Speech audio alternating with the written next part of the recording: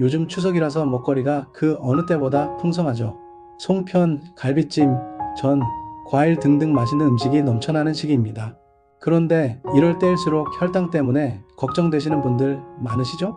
한번 당뇨 오면 평생 관리해야 한다던데 명절 음식 앞에서 어떻게 해야 하나 이런 생각을 한 번쯤 하셨을 겁니다. 하지만 오늘은 그런 분들께 희망의 이야기를 드리려고 합니다. 최근 의학 연구에 따르면 당뇨병 전 단계에서도 생활 습관만 잘 관리하면 당뇨병 발병 위험을 무려 71%나 낮출 수 있다는 사실이 밝혀졌습니다. 즉, 혈당은 운명이 아니라 습관으로 되돌릴 수 있는 신호입니다. 건강검진에서 이런 말 들어보신 적 있으신가요? 공복 혈당이 100에서 125 사이면 당뇨 전 단계입니다. 그러면 아이고 큰일 났다. 과연 정상으로 되돌릴 수 있을까? 하고 생각하실 텐데요. 이 말은 겁낼 게 아니라 아직 늦지 않았다는 신호입니다. 독일의 튜빙겐 대학교 연구팀이 1100명이 넘는 사람들을 무려 9년 동안 관찰했습니다. 그 결과가 놀라웠습니다. 체중이 거의 변하지 않아도 혈당만 정상으로 회복되면 당뇨병 발병 위험이 71% 줄었다는 겁니다. 즉, 살이 빠지지 않아도 혈당을 되돌릴 수 있다는 이야기죠. 핵심은 몸무게가 아니라 혈당의 회복입니다. 또 흥미로운 건 지방의 분포 차이였습니다. 혈당이 좋아진 사람들은 내장 지방이 적고 피하 지방이 많았어요. 우리 몸속 지방의 위치가 혈당 대사에 큰 영향을 미친다는 겁니다.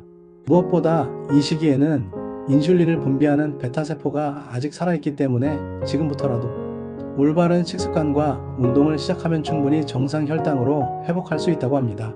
약보다 식탁이 먼저입니다. 그렇다면 우리가 먹는 음식 중에서 혈당을 낮추는데 도움이 되는 건 어떤 걸까요? 호주의 에디스코안 대학교 연구팀이 흥미로운 실험을 했습니다. 18명의 참가자를 두 그룹으로 나누어 한쪽은 브로콜리, 양배추, 케일 같은 십자화과 채소 수프를 먹게 하고 다른 한쪽은 감자, 호박, 당근, 고구마로 만든 수프를 먹게 했습니다. 불과 2주 뒤 결과는 확실했습니다. 브로콜리와 양배추를 먹은 사람들은 식후 혈당이 훨씬 완만하게 오르고 저녁 식사 후 혈당도 급격히 오르지 않았습니다. 즉, 무엇을 먹느냐가 곧 약이 된다는 것을 과학이 증명한 셈이죠. 이 채소들이 왜 그렇게 특별할까요? 그 비밀은 설포라판이라는 성분에 있습니다. 이 성분은 우리 몸의 인슐린 저항성을 낮추고 간에서 당을 새로 만들어내는 과정을 억제합니다. 미국 존스 홉킨스 대학교 연구에서도 이 성분이 실제로 제2형 당뇨 환자의 공복 혈당을 낮추는 효과가 있다는 결과가 나왔습니다. 또 브로콜리와 케일에는 식이섬유가 풍부해서 음식이 천천히 소화되고 포만감이 오래 유지됩니다. 그 덕분에 자연스럽게 식사량이 줄고 혈당이 갑자기 치솟는 걸 막아주죠. 그래서 요즘엔 브로콜리는 자연이 만든 인슐린이다 이런 말까지 생겼습니다. 식단만큼 중요한 게 바로 운동입니다. 하버드 대학교 연구에 따르면 하루 30분만 빠르게 걸어도 인슐린 기능이 좋아지고 혈당이 10에서 15 정도 떨어진다고 합니다. 특히 식사 후 10분에서 15분 걷는 것이 가장 효과적입니다. 이때 걸으면 음식이 지방으로 저장되기 전에 근육에서 에너지로 쓰이기 때문이죠. 어르신들께 가장 좋은 운동이기도 합니다. 특별한 장비도 필요 없고 무릎의 부담도 적습니다. 서울에 사는 74세 김모 어르신은 1년 전 건강검진에서 당뇨 전 단계 진단을 받았습니다. 그날 이후 그는 약 대신 하루 40분 걷기를 선택했습니다. 그리고 아침마다 브로콜리, 두부, 현미밥으로 식단을 바꿨죠.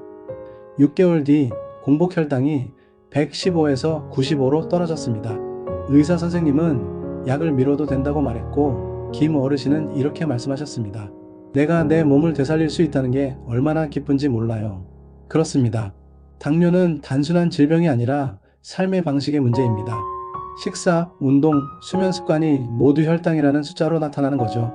혈당 관리는 낮뿐만 아니라 밤에도 중요합니다. 특히 늦은 밤 간식, 야식은 피해야 합니다. 밤의 혈당이 아침의 컨디션을 결정합니다. 연세대학교 연구에 따르면 저녁 10시 이후에 먹는 탄수화물은 지방으로 저장될 확률이 높고 수면 중 혈당을 불안정하게 만들어 다음날 피로감과 두통을 유발한다고 합니다. 따라서 저녁은 가볍게 드시고 잠자기 3시간 전에는 식사를 마치는 것, 그리고 하루 7시간 숙면, 이것이 혈당 관리의 숨은 비결입니다. 또한 스트레스는 보이지 않는 혈당의 적입니다.